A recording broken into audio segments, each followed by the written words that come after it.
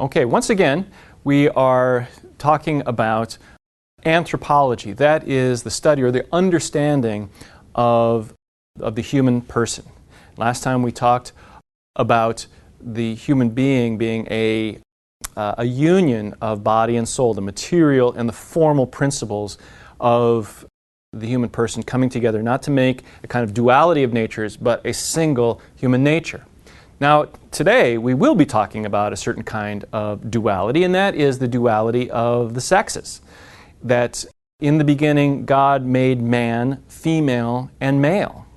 And so this is kind of a fun subject because everybody likes to talk about the differences as well as the commonalities of men and women, of male and female. So, and the Catechism treats this very seriously. In fact, it does so more than just in this section, but this is where the subject comes up thematically and explicitly. So again, let's take a look at the Catechism on this very question. Man and woman have been created, which is to say, willed by God.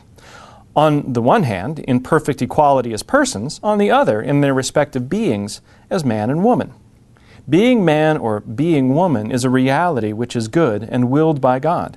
Man and woman possess an inalienable dignity which comes to them immediately from God their Creator. Man and woman are both with one and the same dignity in the image of God. In their being man and being woman, they reflect the Creator's wisdom and goodness.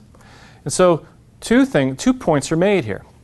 That insofar as man and woman are human beings, insofar as they are human persons, they are equal in dignity, that they share equally, they possess equally the image and likeness of God. Okay, so that there's not a superiority of intellect or of free will in either man or woman. Insofar as they are human, they are absolutely equal in dignity and equal in terms of nature. Okay, that there's not a different human nature in man and in woman. Okay, insofar as we are human, we are equal. However, that humanity is instantiated in a kind of gendered form. That we are human precisely as either men or as women.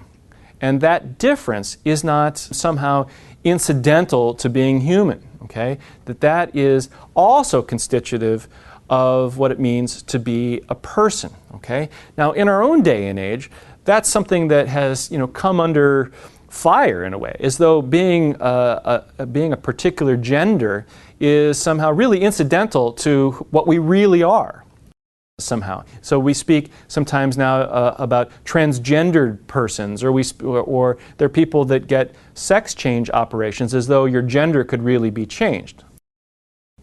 Of course, your gender can't be changed.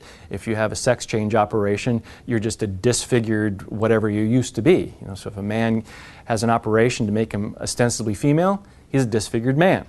Okay? Now, I mention that not to be sort of sensational or gross, but because it just is simply that is a matter that's more and more in the public eye and in public discussion.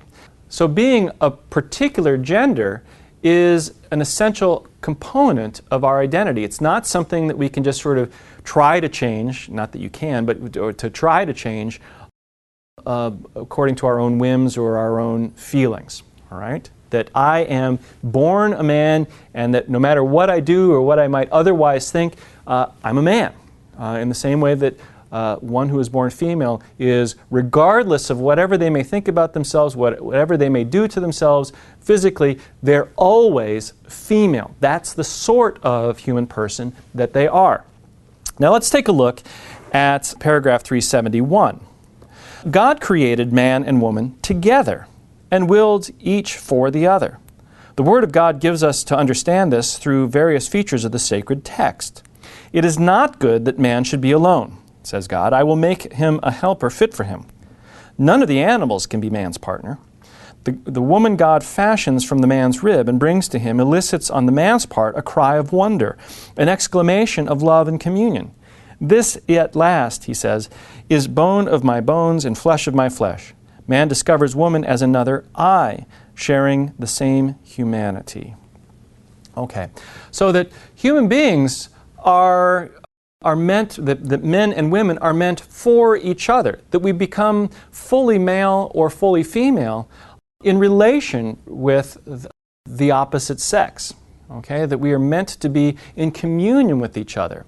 Okay, this is the source of marriage, is that not that we are sort of incomplete in terms of our humanity prior to marriage, but rather that our masculinity or our femininity comes to full fruition, comes to perfection in relation with the other. Okay, and so that we see we sometimes will talk about our spouses completing us in some way. That's the feeling, at least, that spouses will have when they find the other, or when they're with the other, with whom that they will spend the rest of their lives. Okay, and this is, the Catechism tells us that animals can't be a partner for man. You'll recall in Genesis chapter 2 that after God says, it's not good for man to be alone, He brings the animals to man, and man names them and so forth, but there was not found a partner suitable for man. So people who talk in terms of, if you really mean that a dog is man's best friend, or if you really think that your own dog is your best friend, there's a problem with that. Okay, that a genuine sort of companion is someone that shares your nature, possessing intellect and will, possessing a spiritual soul. Only such a being can really be a genuine partner. So man and woman were created for each other, to be companions, to use scriptural language, helpmates for one another. And this is the source of human marriage. Okay? Wherever there have been human beings, there has been the institution of marriage. Marriage has meant the lifelong bond of a man and a woman. That only a woman can complement a man. Only a man can complement a woman. That the distinctive characteristics of each gender are, so to speak, completed or perfected, complemented by the distinctive characteristics of the other gender.